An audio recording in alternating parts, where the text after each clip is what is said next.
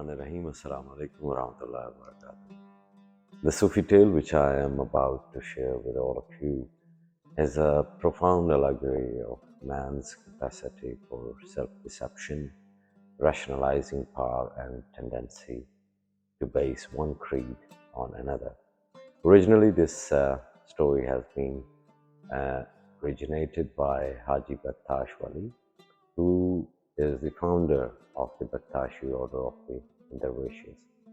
The story is intended to show the parallel between real religion and what man understands by it. Real religion is likened to the tomb of a true saint, which you're gonna hear in this story. And what man understands by it is equal to the burying of a donkey instead of a saint. The dervishes have been known to press the tale into service in order to ridicule themselves, saying all shrines are wax. So this story is about Mullah Nasruddin, and as all of you know that Mullah Nasruddin's father was the highly respected keeper of a shrine. Shrine is the burial place of any great Sufi teacher, which is a place of pilgrimage, which attracting seekers from all around the world and from that area. So in the usual course of the events, the son of the custodian becomes the next inherit. So Nasruddin could be expected to inherit the position of his father. But soon after his 15 years, when he was considered to be a man, he decided to follow the ancient maxim, seek knowledge, even if it be China.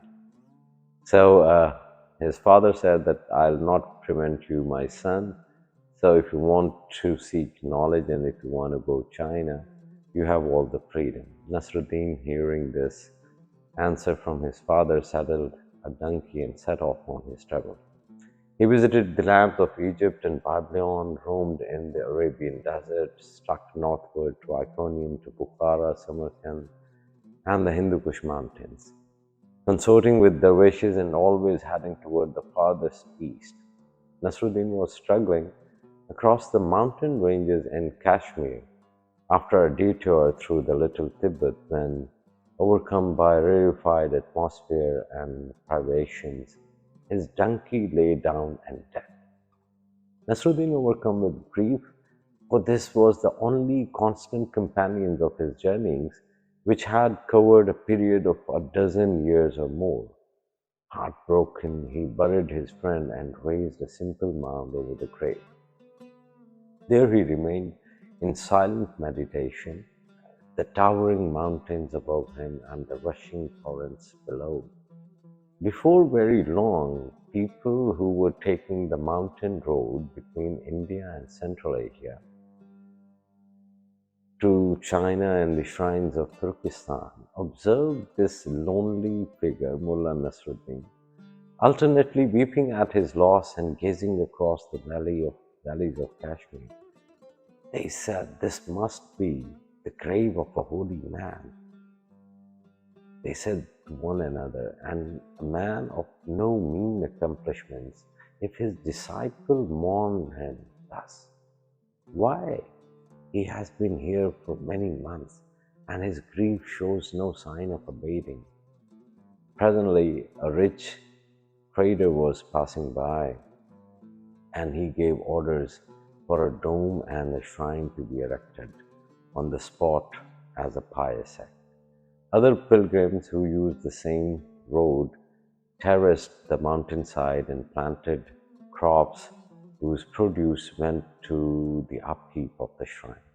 The fame of the shrine of the silent mourning dervish spread wide and far, and it reached to the ears of Mullah Nasruddin's fathers, and Mullah Nasruddin's fathers at once set on a pilgrimage to the sanctified spot. When he reaches over there to the shrine and he saw his son Nasruddin, he asked him what had happened, and Nasruddin told him the whole story about his journeys and how his donkey died and the phenomena which started right after the death of the donkey. So the old dervish, his father, raised his hands in amazement and said, "No, my son," he exclaimed, "that the shrine where you were brought up and which you abandoned was raised in exactly the same manner by a similar chain of events when my own donkey died over 30 years ago." They say that salt is not attacked by ants. Thank you very much. Take good care of yourself.